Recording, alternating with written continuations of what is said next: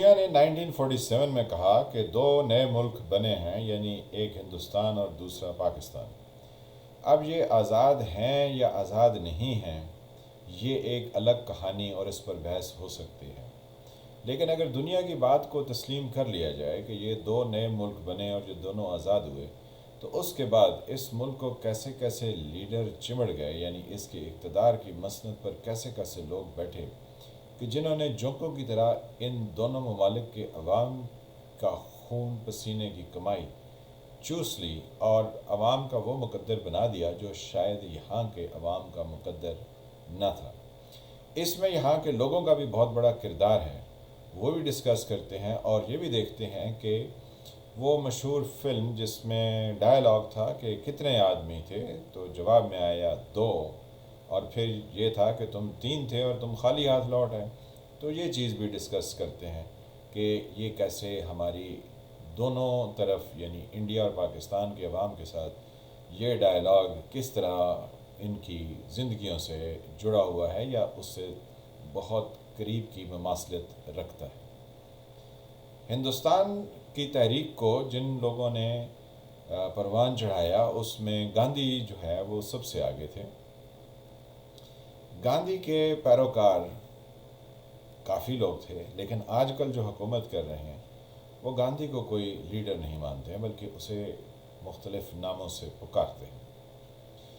وہاں کی یہ فریڈم آف سپیچ آپ سمجھ لیجئے کہ وہ گاندھی کو کچھ بھی کہہ سکتے ہیں، جبکہ پاکستان میں قائد اعظم کے بارے میں کچھ نہیں کہا جا سکتا، اور ہم کچھ کہنا بھی نہیں چاہتے ہیں، ہماری یہ مراد نہیں ہے، بلکہ ہم کہنا یہ چاہتے ہیں کہ جیسے انڈیا میں مودی کی حکومت گاندھی کو تسلیم نہیں کرتی ہے، اسی طرح پاکستان میں جو قائد اعظم کے نظریات تھے، یہ جو پاکستان کے بارے میں قائد اعظم کے ارشادات تھے، یا جو وہ چاہتے تھے کہ پاکستان کیسی ریاست بنے، اس ریاست کا ایٹ پریزنٹ بلکہ اس کے بنتے ہی وہ لوگ اس کے اقتدار کی مسند پر بیٹھ گئے جن کا ان افکار سے اور قائد اعظم کے ان خیالات سے یا ان کے وہ ڈیموکریٹک اپروچ سے ان کا کوئی تعلق نہ تھا، اور انہوں نے یہاں پر قبضہ کر لیا، اور قبضہ ایسے کیا کہ پھر دن دگنی رات چوگنی انہوں نے اپنی ذاتی جاگیر پاکستان کو بنانے میں اور اس کی ہر ایک چیک پوسٹ کے اوپر اپنا سنتری کھڑا کرنے میں انہوں نے دیر نہ کی۔ سب سے زیادہ نقصان پاکستان کو 1971 میں ہوا، جب ایسٹ پاکستان بنگلہ دیش بن گیا۔ تو اس وقت انڈیا کی وزیر اعظم اندرا گاندھی تھیں، اور انہوں نے کہا کہ انہوں نے دو قومی نظریے کو سمندر برد کر دیا، یہ ان کا کہنا تھا۔ ہمارے 90,000 قیدی ان کی قید میں تھے، اور ہم جنگ ہارے ہوئے تھے، اور انڈیا جو ہے وہ جنگ جیتا ہوا تھا، یہی صورتحال تھی۔ لیکن اس کے کچھ ہی عرصے بعد اندرا گاندھی کو گولیاں مار دی گئیں، کیونکہ جن لوگوں کو آپ سیاسی طور پر شکست نہ دے سکیں انہیں آپ گولیاں مار کر رستے سے ہٹا دیتے ہیں۔ اندرا گاندھی کے جانے کے بعد راجیو گاندھی آ گئے، کیونکہ سنجے گاندھی پہلے ہی اختیار حادثے میں جان سے چلے گئے تھے، جن کو اندرا گاندھی جو ہے وہ اپنا سیاسی جانشین سمجھتی تھی۔ تو اتفاق سے راجیو گاندھی جو ہے وہ آ گئے، یعنی سونیا گاندھی کے ہسبینڈ۔ تو وہ اقتدار پر رہے، لیکن ان کو بھی پھر گولی سے اڑا دیا گیا یا دھماکے سے اڑا دیا گیا، تو وہ بھی ایک آنگہانی موت کا شکار ہوئے۔ پھر اس کے بعد بی جے پی کی ایسی داغ بیل ہر جگہ ڈلنی شروع ہوئی کہ انہوں نے اقتدار کی مسند پر قبضہ کرتے ہوئے بچر آف گجرات کو مودی، ہم نہیں کہہ رہے ہیں، امریکہ نے کہا کہ مودی جو ہے وہ ان کے ملک میں داخل نہیں ہو سکتا کیونکہ وہ ایک دہشت گرد ہے، جب یہ گجرات کے فسادات ہوئے تھے۔ لیکن پھر کیا ہوا، آر ایس ایس اور مودی نے ایسی کمپین چلائی، چائے کی پیالی میں نہ جانے انہوں نے کیا نشہ گھولا کہ وہ انڈیا کے اقتدار کی مسند پر بیٹھ گئے۔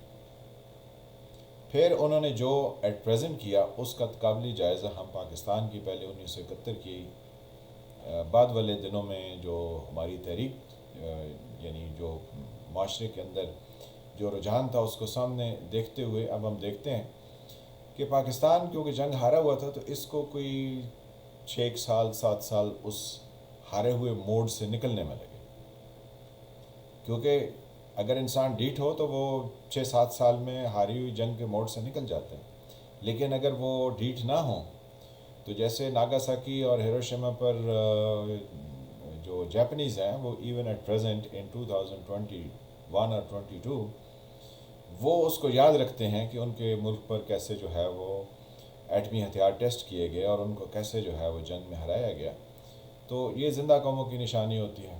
ہم خیر ہم پاکستانی ہم شرمندہ ہیں کیونکہ پاکستان کے حالات میں ہم نے 6 7 سال کے بعد اس ہاری ہوئی جنگ کے تمام جو ہماری ناکامیاں تھیں ان کو ہم بھول بیٹھے اور ہم نے اقتدار پر جو ہے وہ قبضہ کر لیا. کیونکہ جو لیڈر جنگ ہارنے کے بعد ملک پر آئے، یعنی جب ویسٹ پاکستان صرف پاکستان کی شکل میں رہ گیا تو ان کو نہ تو خریدا جا سکتا تھا، نہ ان کو کسی اور طریقے سے کرپٹ کیا جا سکتا تھا، تو ان کو راستے سے ہٹانے کے لیے پھانسی کے تختہ دار پر لٹکا دیا گیا. یہ ذوالفقار علی بھٹو تھے. پھر ہمارے جنرل ضیاء الحق صاحب تشریف لائے اور انہوں نے ایک خوبصورت اپنے دوست جنرل جیلانی کے تواسط سے آئے ہوئے ایک ہونہار یعنی نواز شریف صاحب کو لائے جو کہ مودی کے بالکل ہم پلہ ہیں.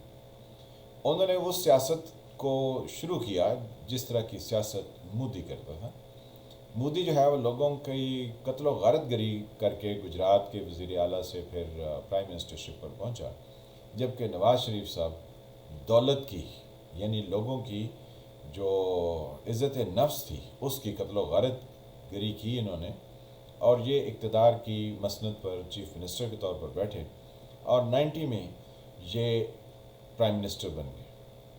اب انڈیا کی جو کہانی ہے وہ ہم اندر کی ڈیٹیل اس کو ڈسکس نہیں کرتے ہیں، لیکن پاکستان میں ان کو جنرل حمید گل صاحب جو کہ آئی جی آئی جنہوں نے بنائی اور جنہوں نے پیسے بھی فنڈنگ بھی کی اور کہتے تھے کوئی عدالت مجھے بلائے تو میں بتاؤں کہ یہ آئی جی آئی جو ہے وہ ہم نے کیوں بنائی، تو عدالت کسی کی بھی ضرورت نہیں ہوئی. بہرکیف یہ نواز شریف صاحب جو ہیں وہ برسر اقتدار آ گئے اور انہوں نے ملک کی جو ہماری جو سوسائٹی ہے اس کی چولیں تک ہلا کے رکھ دی اور ایسی ہلیں کہ اب جو ہے یہ دوبارہ جڑنے کے قابل نہیں رہی.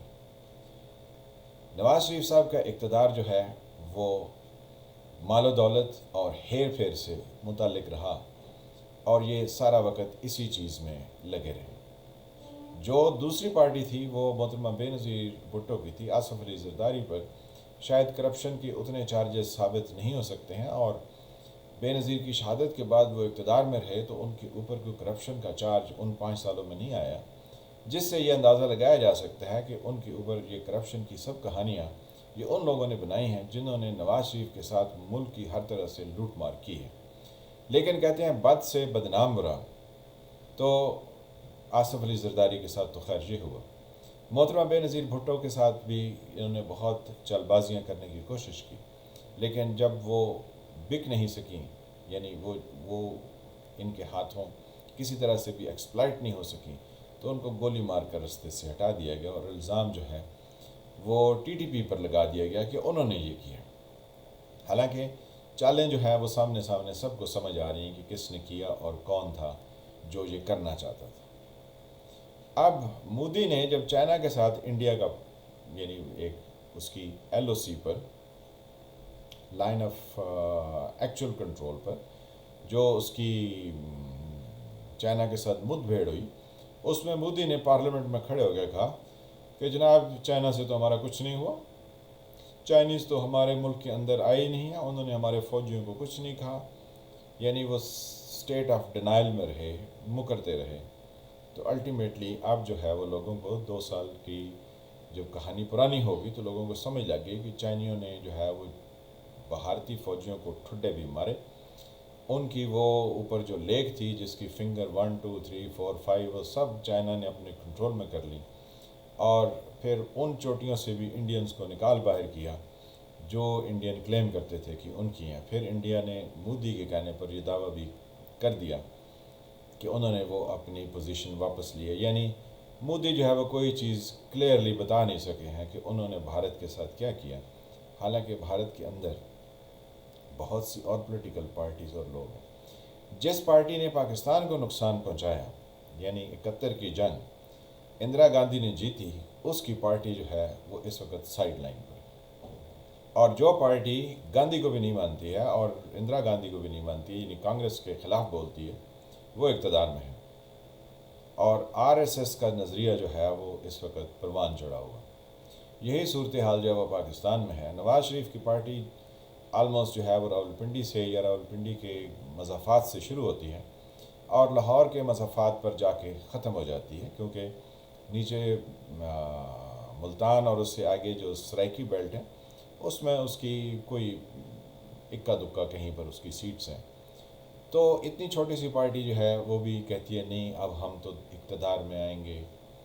پھر انہوں نے ساری وہ جگاڑ اپنے پاس رکھی ہوئی ہے کہ لوگوں کی ویڈیوز ریلیز کریں گے، انہوں نے بہت ساری کیں. پھر ججز تک یہ خریدتے تھے. تو یعنی وہ مودی والی ساری حرکات جو ہیں وہ نواز شریف کی پارٹی میں پائی جاتی ہیں. ان کے وہ جو احتساب کے چیف تھے سیف الرحمان صاحب، انہوں نے جسٹس عبدالقیوم کو خریدا اور کہا کہ آصف علی زرداری اور بے نظیر بھٹو کو سزائیں دیں تاکہ یہ بدنام ہوں. تو یعنی بدنامی کا انہوں نے پورا ایک پروپیگنڈا چلایا جو کہ اس میں یہ کافی حد تک کامیاب رہے، اور لوگ کہتے رہے کہ نہیں ایسا تو پیپلز پارٹی بھی ہے. یعنی اس حد تک جو ہے وہ معصوم سی شکل بنا کر یہ دوسرے لوگوں پر کیچڑ اچھالتے رہے. تو یہی کچھ جو ہے وہ انڈیا کا حال ہوا. اب نواز شریف صاحب بھی جو ہے وہ کوئی اس کی ثبوت نہیں دے سکے ہیں کہ انہوں نے کرپشن نہیں کی ہے، انہوں نے کک بیکس نہیں لیے ہیں. ساری وہ چیزیں جو ہے وہ لوگوں کو سامنے نظر آ رہی ہیں. لیکن کیا کریں، انہوں نے بھی ملک کی چولیں ہلا دی ہیں، انڈیا کی بھی چولیں ہل چکی. تو ہمیں یہ لگتا ہے کہ کتنے لوگ تھے. اس نے کہا 2، تو تم 3 تھے تو تم واپس آ گئے. تو یہاں پر کیا ہے، 2-4 لوگ پاکستان میں ڈیل کرتے ہیں تو بقایا 24 کروڑ جو ہے وہ اپنا سا منہ لیے خالی منہ واپس چلے جاتے. یعنی سوچنے کی بات ہے کہ 4 لوگ ڈیل کر رہے ہیں. آج کل بھی یہ خبریں چل رہی ہیں کہ جناب نواز شریف کے 4 جو ہیں وہ مریم کے نوٹس میں ہیں، کون گئے ہیں بات کرنے کے لیے کہ ہمیں اقتدار پر بٹھا دیں.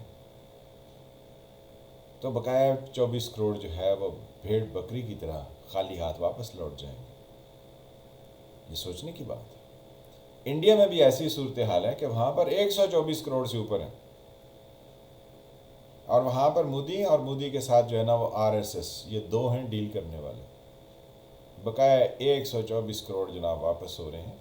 انڈیا کی درگت بن رہی ہے چائنا سے. خوب ان کو کٹ لگ چکی ہے، ان کی بے عزتی ہو چکی ہے، ٹھڈے مکے لگ چکے ہیں. لیکن وہ کہتے ہیں نہیں مودی ہمارا لیڈر ہے.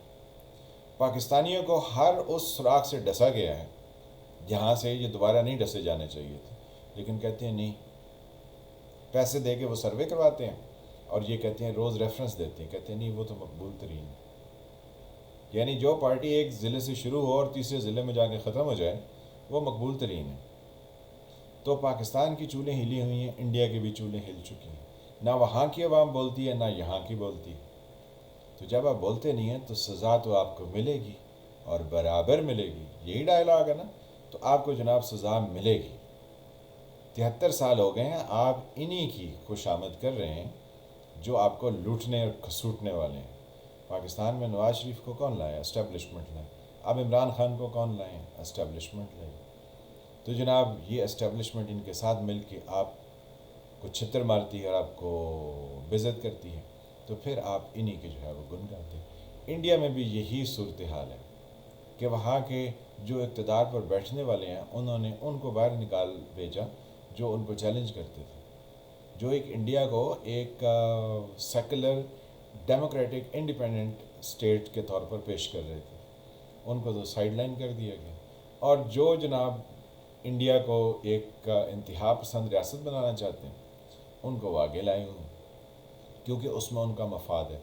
جب انڈیا جو ہے وہ ٹوٹے گا تو کس کا فائدہ ہوگا؟ انہی کا فائدہ ہوگا جو مودی کو لائیں. تو پاکستان کے ساتھ بھی اگر کچھ ایسا ہوتا تو کس کو فائدہ ہوگا؟ جو اس کو لائے ہیں. تو یہ ساری باتیں سوچنے سمجھنے کی ہیں. یہ ڈیلیں شیلیں کرنے سے یا ملاقاتیں کرنے سے اور اس طرح کے طریقوں سے اقتدار پر آنے سے کچھ نہیں ہونے والا. انڈیا میں ڈیموکریسی سامنے رکھ کے تو لوگوں کو ایکسپلائٹ کیا جا رہا ہے، اور یہاں پر اسٹیبلشمنٹ کو سامنے رکھ کے لوگ ایکسپلائٹ ہو رہے ہیں، لیکن دونوں صورتوں میں ڈرامے خوب لگے ہوئے ہیں اور یہ سب جو ہے وہ سو رہے ہیں۔ وہی کل پرسوں میں دیکھ رہا تھا تو اس میں مووی میں وہ کہتی ہیں کہ جو انڈیا میں گیتا پڑھ کے نہیں جاگیں اور جو مسلمان یعنی پاکستان میں قرآن پاک پڑھ کے اور جان کے نہیں جاگیں، وہ کسی اور کے جگانے سے کیا جاگیں گے۔ تو ہمارے ویلاگ سے، یہ ہماری گفتگو سے، ان دونوں ملکوں میں، ان دونوں دیسوں میں کون اٹھے گا اور کون جاگے گا اور کون یہ دیکھے گا کہ ان کو کیسے ایکسپلائٹ کیا جا رہا ہے؟ یہ سب اسی طرح چلتا رہے گا۔ تو اس لیے ہم کہتے ہیں کہ پاکستان میں تو ہر وقت کچھ نہ کچھ ہوتا ہے اور بہت ہی بیہودہ طریقے سے جاری رہتا ہے، تو انڈیا بھی کہیں کم نہیں ہے۔ میں فالد ملک، آپ دیکھ رہے تھے سرکار۔ اللہ تعالیٰ آپ کو اپنی حفظ امان میں رکھے۔ ملتے ہیں کسی نئے ٹاپک کے ساتھ، تب تک کے لیے خدا حافظ۔